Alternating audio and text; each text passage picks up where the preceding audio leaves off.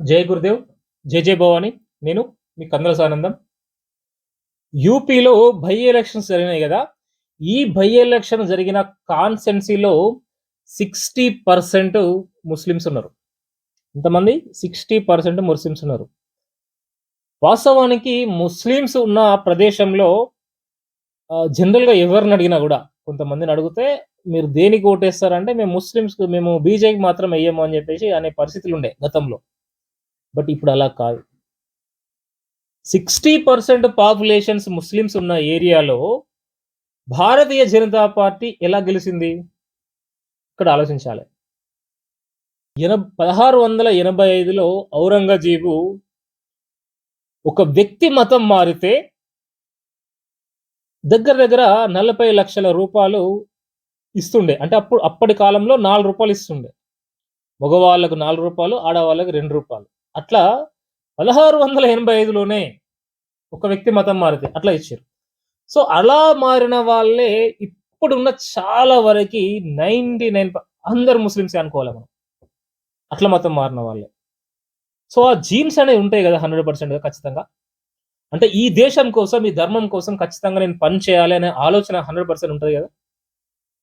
So, అట్లా ఉంటుంది. అట్లా వస్తుంది. ఆ పరిస్థితులు ఇప్పుడు ఏర్పడుతున్నాయి.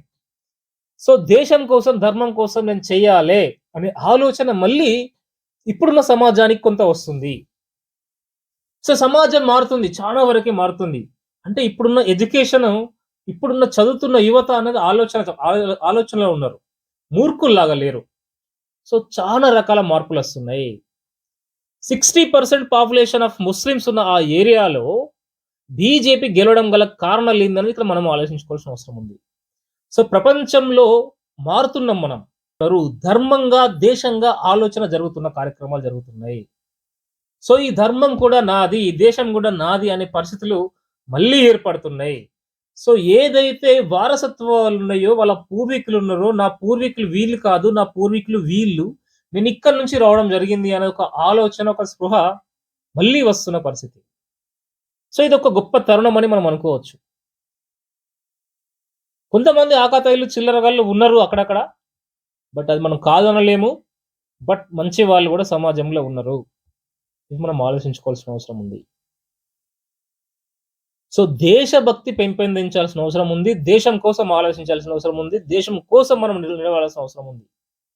దేశం, దేశం, దేశం. దేశం మాత్రమే ఇంపార్టెంట్ అనే ఆలోచనతోని మనం ముందుకెళ్ళినప్పుడు ప్రతి ఒక్కటి గూడా సరికొచ్చే అవకాశం ఉంటది. సో, దేశం మాత్రమే ఇంపార్టెంట్ సోదరులారా. ఇదొక్కటి మనం గుర్తుపెట్టుకోవాల్సిన అవసరం ఉంది. ఇప్పటివరకి ఈ వీడియో మీరు ఇప్పటివరకు చూసిర్రు అంటే, దేశం గురించి, ధర్మం గురించి మీరు ఆలోచిస్తున్నారు అనేది దీనర్థం. మీరొక చిన్న కామెంట్ ఇవ్వడం ద్వారా ఇంకొంతమందిని దేశభక్తులుగా తయారు చేసిన వాళ్ళమవుతాం. మీరు దీన్ని షేర్ చేయడం ద్వారా ఏదో పిచ్చి పిచ్చి వీడియోలు చూసి మైండ్ ఖరాబ్ చేసుకునే వాళ్ళకి ఇదొక మంచి వీడియో వాళ్ళ మైండ్‌లోకొచ్చి వాళ్ళ ప్రవర్తన మార్చే ఆలోచన జరుగుతది. మీరొక లైక్ కొట్టడం ద్వారా ఇంకొంతమందిని మనము ఈ వీడియో ఇంకొంతమందికి వెళ్ళే అవకాశం ఉంటది. ఆలోచిద్దాం.